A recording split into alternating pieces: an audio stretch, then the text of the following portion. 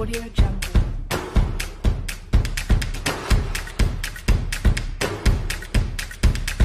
Audio Jungle.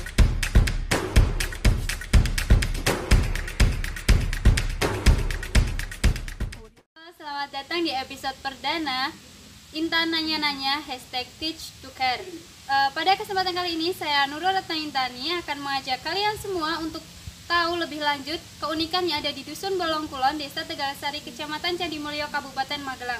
Salah satu yang saya ambil adalah Rumah Belajar Fahima Ilmi, yaitu rumah yang digunakan untuk mewadahi anak-anak belajar di masa pandemi. Tahu lebih lanjut terkait dengan Rumah Belajar Fahima Ilmi, mari ikut aku untuk nanya-nanya langsung bersama dengan pengurus Rumah Belajar Fahima Ilmi.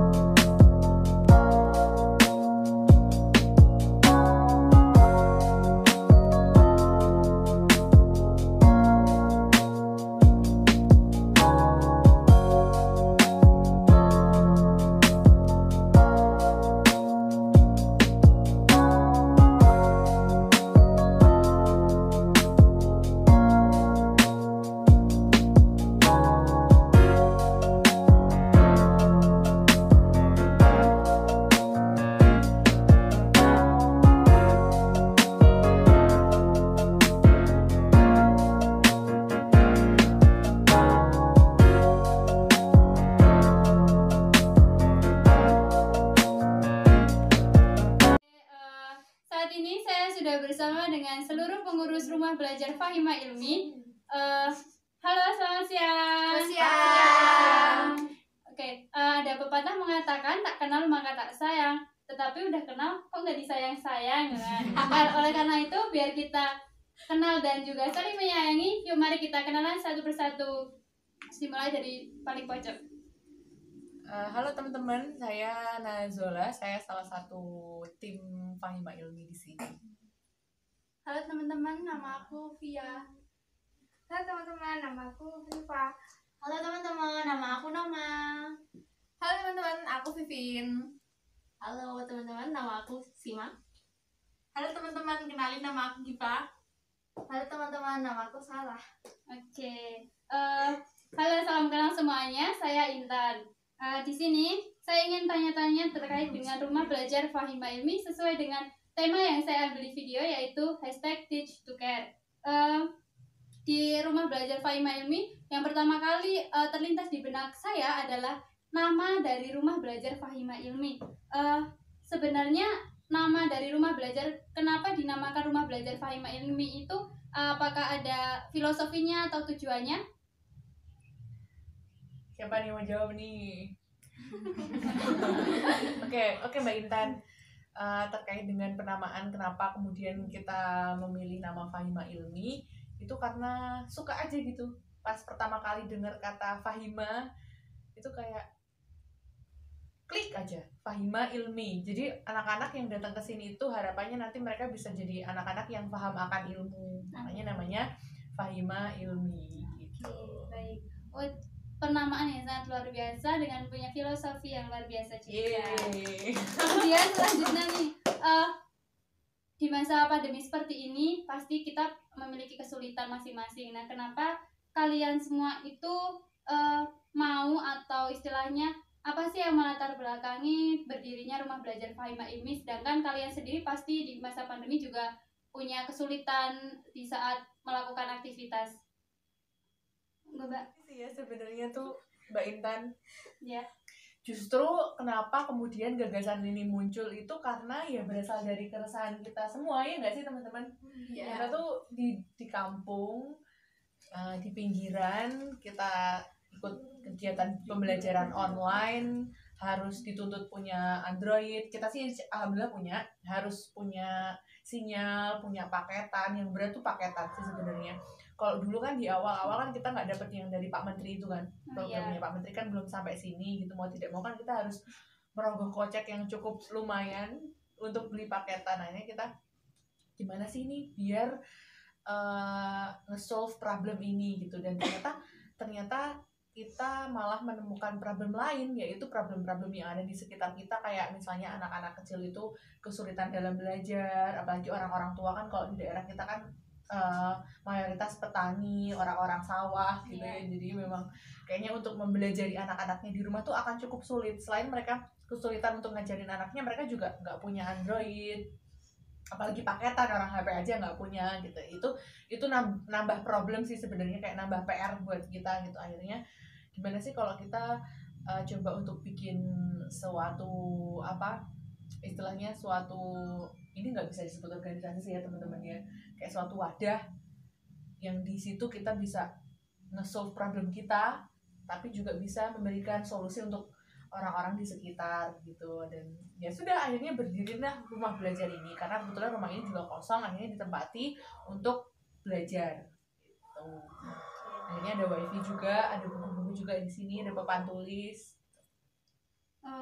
Berkaitan dengan tadi kalian kan punya permasalahan sendiri-sendiri, sehingga kalian mencoba untuk membuat rumah belajar ini sebagai alternatif pemecahan masalah teman-teman dan juga lingkungan sekitar. Nah, apakah di rumah belajar Fahima ini juga dibantu oleh orang lain sehingga bisa, ketika tadi saya lihat di sini sudah ada buku, sudah ada papan tulis, ada wifi juga, ada karpet, ada meja. Nah, itu apakah ada bantuan dari mana, atau kalian memang mandiri sebagai pembuat dari dan juga penggagas dari rumah belajar Fahima ini?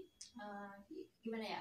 Ini untuk bantuan semacam kayak buku, terus fasilitas yang ada di sini seperti karpet, meja, itu kita dapat bantuan kolaborasi lah, istilahnya kolaborasi dengan salah satu teman-teman Bandung ya, yang juga punya komunitas, jadi bisa bantu, namanya Lentera Sagara.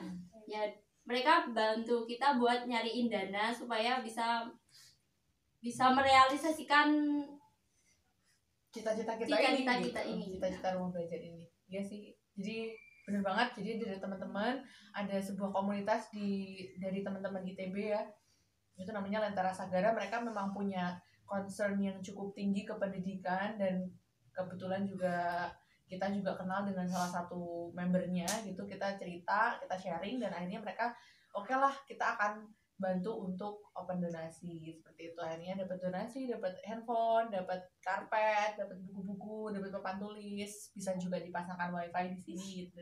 Itu sih sebenarnya jadi mendatangkan semacam kayak ada hidayah gitu buat teman-teman yang lain ikutan donasi gitu. Karena kan kita juga pasti posting kan, ini dapat donasi seperti ini, dapat donasi seperti ini. Akhirnya teman-teman kita yang udah pada kerja, yang saudara-saudara kita yang di jauh sana juga akhirnya tertarik untuk ikut donasi gitu. Oke. Kemudian nih udah mulai masuk ke inti. Bagaimana sih kalau di rumah belajar Fahima Ilmi itu proses kegiatan pembelajarannya itu apakah sama kayak sekolah, ada guru yang kemudian menerangkan di depan, atau ada treatment lain di dalam rumah belajar Fahima Ilmi? Gini, ini teman-teman kenapa pada malu sih ya? Karena di shoot kamera mungkin ya, tapi pada malu gitu. Sebenarnya mereka berisik sih sebenarnya, cuman karena malu aja buat jawab. Kita di shifting Mbak, jadi kayak pagi kelas bawah, kelas 1 kita sistemnya per kelas. Kita nggak mau mix kelas tuh, nggak mau, karena anak-anak kan sulit banget untuk dihandle. Jadi kelas 1 nih datang dulu pagi, nanti ada pengajarnya nih, pengajar kelas 1 mana, kelas 1 begitu, Mbak Sarah sama Mbak Giva tuh biasanya ngajarin kelas 1. Kita ya pretend as a teacher gitu, jadi kita tahu bahwa hari ini si anak ini dapat tugas ini dari gurunya, jadi tugas dari guru itu akan masuk ditampung ke handphone rumah belajar. Dari situ nanti tim pengajarnya akan lihat bahwa hari ini ada tugas ini, materinya tentang ini. Nah, sebelum anak-anak mulai mengerjakan tugas yang dari ibu gurunya itu, maka nanti si tim pengajarnya atau tentornya di kelas itu dia akan ya berdiri seolah jadi kayak guru, terus hari ini kita akan belajar mengenai ini gitu, ngejelasin, nyorat-nyorat di papan tulis. Setelah paham begitu baru anak-anak diminta untuk mengerjakan tugas gitu. Dan itu tidak hanya untuk anak-anak kelas 1 tapi juga sampai anak-anak kelas 6. Kelas 5 sih sebenarnya di sini karena kelas 6 enggak ada. Oke, berarti tadi saya lihat di sini sistemnya shift-shiftan ya, dari kelas kecil sampai kelas besar. Berarti ini sampai jam operasionalnya sampai jam 3 sih, biasanya jam 3 tuh udah kayak kita pengen ya tidur-tiduran gitu. Oke. Ngobrol-ngobrol. Sampai jam 3.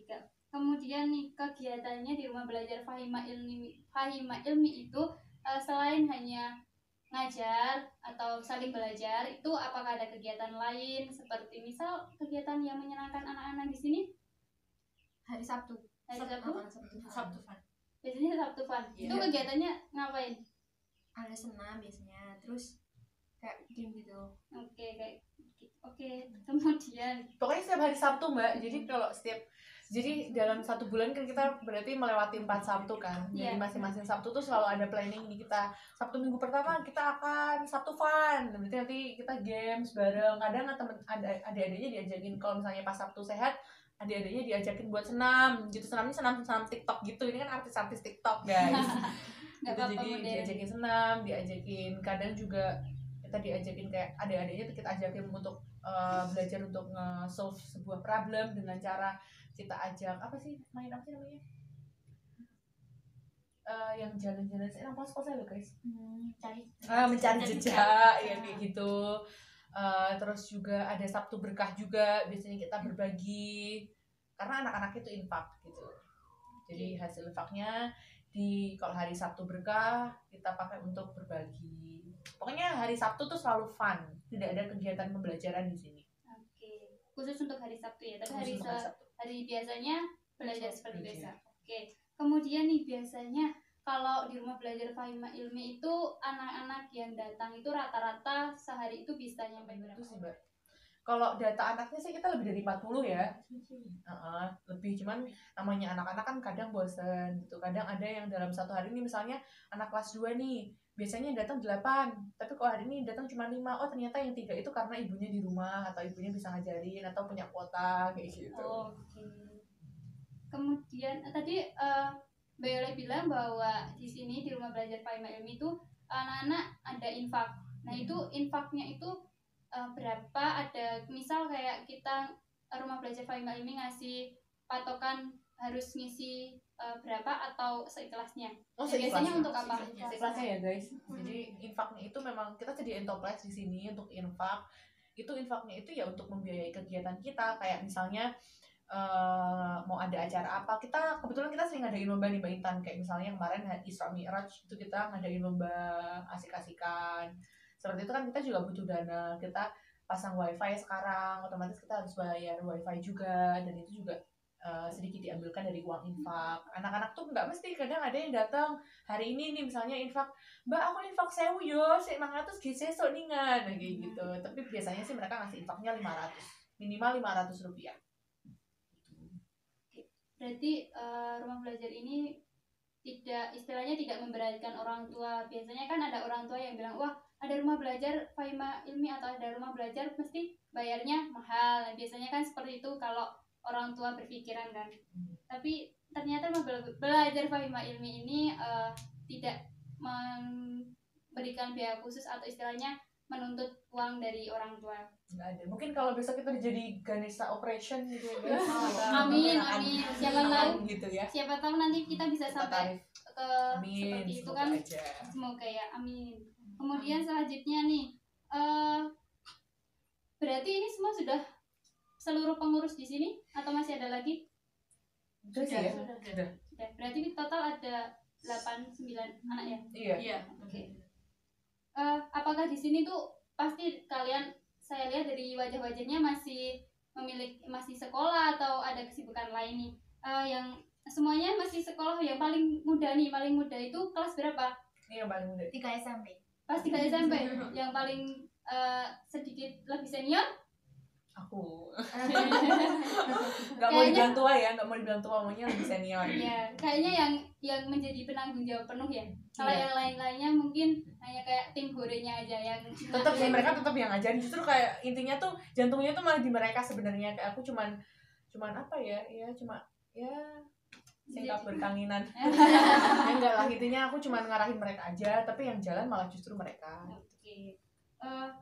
Kalian tadi ada yang masih kelas 3 SMP nih, rata-rata SMA semua?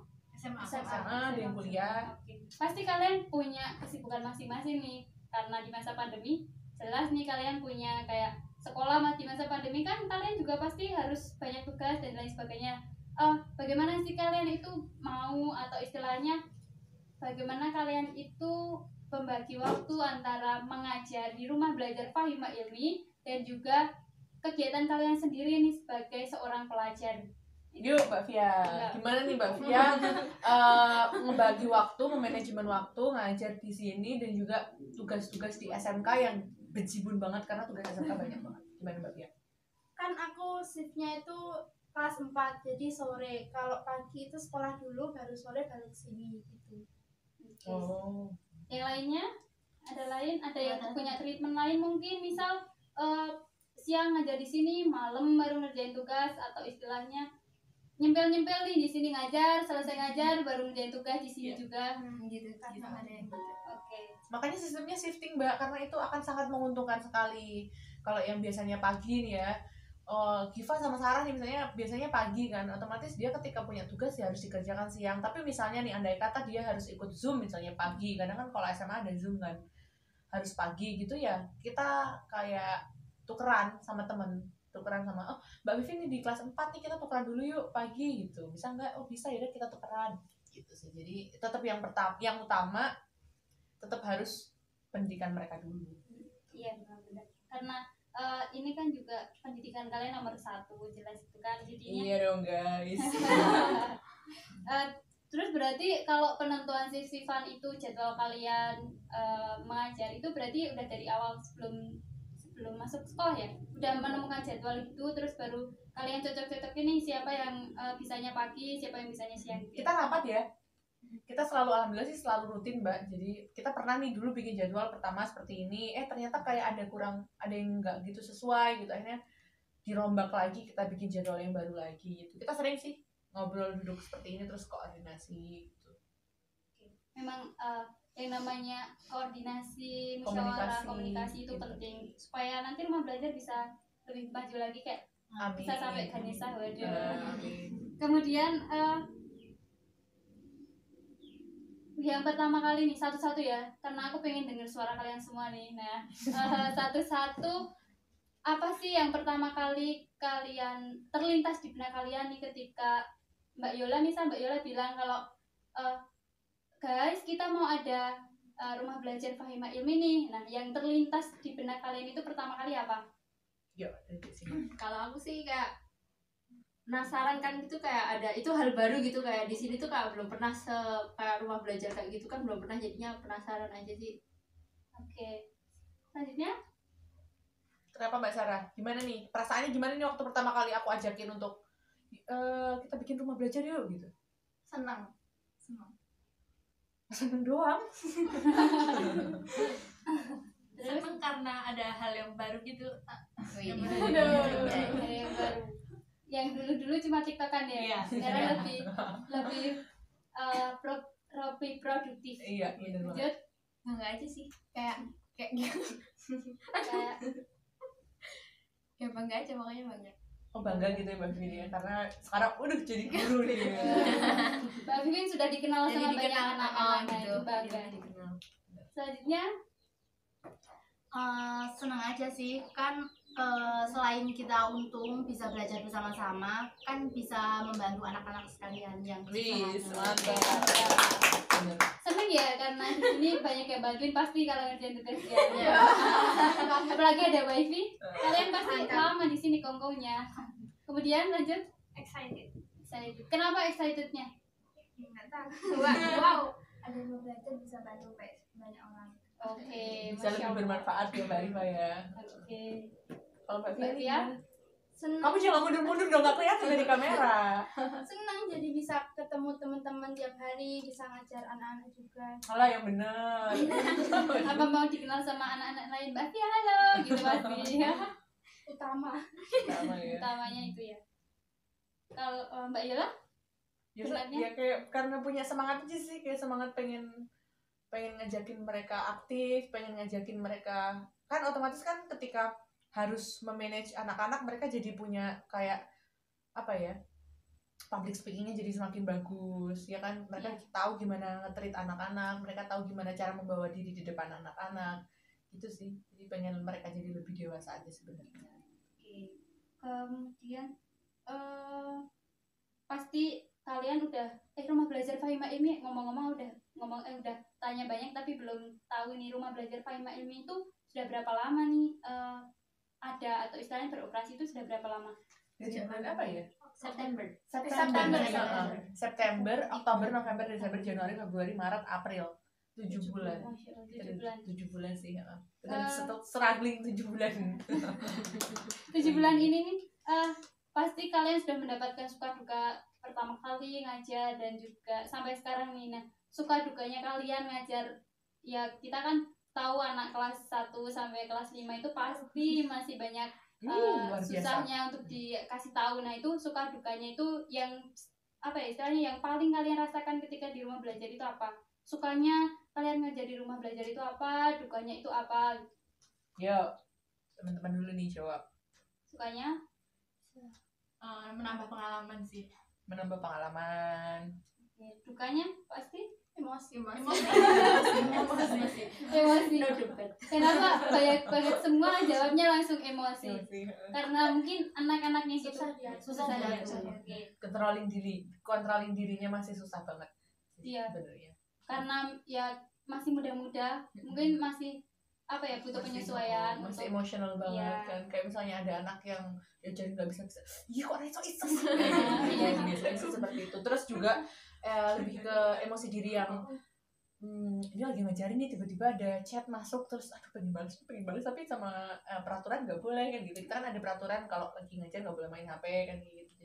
Seperti itu sih, lebih ke teknis. Iya sih, soalnya orang tua aja kadang, kalau orang tua di rumah aja kalau ngajarin anaknya pasti masih, apalagi Nggak kalian sabar. ya kan, apalagi kalian yang orang lain nih ngadepin anaknya orang lain, nah itu Orang gimana banyak. orang banyak gitu. Kemudian nah tadi kan banyak katanya kalian semua itu dukanya adalah emosi, kalian masih sering emosi kalau anak-anak itu bandel, susah diatur. Nah, tips and triknya nih ketika kalian ngajar mendapatkan anak yang seperti itu tuh, tips and triknya seperti apa?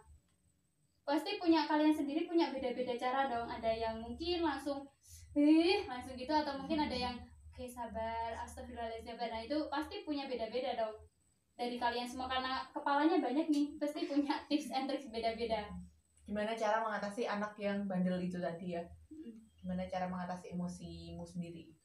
Semuanya udah pernah tau ngajar yang alhamdulillah seperti itu. Yang spesial. Gimana coba teman-teman? Gimana nih? Mbak Noma gimana? Sabar aja sih kalau aku. Sabar aja. Sabarnya itu gimana nih Mbak Noma nih? Apakah sabarnya cuma diem aja diliatin atau malah anaknya dipelototin nih? Pelototin? Enggak sih ya, kita nggak sampai melototin anak gitu, enggak. Lebih ke justru ya take it easy aja sih. Maksudnya wes ngajar itu kan capek ya. Iya, pasti. Kok tambah kita marah-marah kan nggak seneng, maksudnya ya nggak menyenangkan untuk kita, atmosfernya juga jadi beda. Jadi kalau misalnya ada anak yang bandel seperti itu sih, kalau aku lihat teman-teman biasanya ya malah dibaikin, anaknya tuh dibaikin, nanti malah lulus sendiri, terus malah jadi ya nurut sama kita. Walaupun memang ada 1-2 anak yang memang masih cukup bandel banget buat dibilangin, tapi ya nggak apa-apa lah. Nanti semakin kesini juga pasti mereka semakin dekat sama kita, semakin bisa merogoh hatinya gitu ya, jadi mereka akan semakin nurut. Luar biasa ya. Kalian luar biasa loh bisa mengajar anak-anak yang notabene-nya kan ya juga anak kelas 1. Kalau di pikiran orang, wah anak SD itu masih susah diatur, tapi kalian sudah mau mencoba untuk mengajar, memberikan istilahnya apa yang kalian punya untuk mereka luar biasa. Saya applause banget nih untuk kalian semua. Kemudian nih terakhir dari satu-satu ya. Pasti kalian di sini awal terbentuk atau istilahnya awal kalian oke, rumah belajar hari Senin atau besok sudah mulai berjalan nih. Dari mungkin kalian pasti punya banyak rangkaian istilahnya rencana-rencana yang kemudian selanjutnya alhamdulillah rumah belajar bisa terlaksana. Nah pasti kalian punya harapannya selama 7 bulan ini kalian sudah melaksanakan istilahnya ritme mengajar atau sudah punya kegiatan mengajar. Nah itu harapannya kalian untuk rumah belajar Fahima Ilmi itu kedepannya seperti apa? Karena yang kita tahu kan masa pandemi juga sudah apa ya istilahnya sudah setahun ada di Indonesia dan sudah banyak penyesuaian yang dilakukan. Misal kayak sudah banyak anak yang sekolah, kemudian kalian juga pastinya sudah mulai ada rencana untuk sekolah secara langsung. Nah harapannya untuk rumah belajar itu kedepannya seperti apa? Untuk aku sih harapannya ya yang baik-baik, tapi misal kayak terus maju, terus bermanfaat juga buat kita yang jalanin, terus buat anak-anak juga ngebantu kayak gitu sih. Kalau aku semoga rumah belajar semakin dikenal. Oke, amin. Semoga kayak Ganesha Operation ya. Semakin dikenal, semakin banyak yang apa istilahnya tahu rumah belajar Fahima Ilmi. Kemudian Kalau aku semoga tetap masih berjalan lancar walaupun udah ada yang sekolah ya, kan udah ada yang masuk gitu kan, tetap lancar aja sih semoga. amin. Kemudian Terus ada sampai nanti. sampai kakek nenek. Ya, ada tambahan? Sudah dijawab. Oh, sudah dijawab sama teman-teman.